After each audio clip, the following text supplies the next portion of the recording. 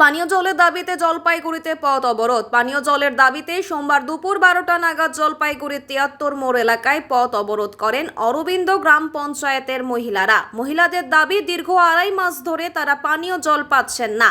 এমনকি বারবার পানীয় জলের দাবি জানিয়ে আসলেও প্রশাসন উদাসীন থেকেছে।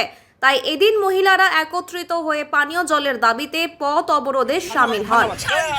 2.5 মাস ধরে জল আসলে এতদিন ধরে অপেক্ষা করো কিছু হচ্ছে না, কোনো লাভ হচ্ছে না। অপেক্ষা করার পরে ওই জল তো আসতেছে না এতদিন ধরে।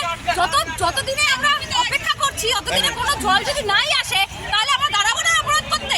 কোন এলাকা এটা জলের সমস্যা? উত্তরপাড়া এলাকা, কতদিন ধরে জলপাইগুড়ি অঞ্চল। কতদিনকার সমস্যা এটা? এটা দীর্ঘ 2.5 মাস 3 মাস হয়ে গেল। কি এলাকায় জল বলতে কি, কেমন জলের সমস্যা বা কি বিষয়?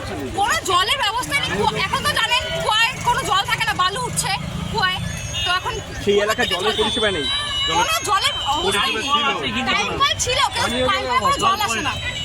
কি জল আসে না। এই যে পানীয় জলের যে অভাব রয়েছে এই গরমের সময়, এর ফলে কতটা সমস্যা প্রচুর অবস্থা খারাপ। বাড়িতে এতজন মানুষ থাকে, কত বাড়িতে মানে বয়স্ক লোকরা থাকে, তাও সত্ত্বেও তারা জল পায় না। কোথা থেকে জল পাবে তারা? আপনার নাম? অনিশা দত্ত।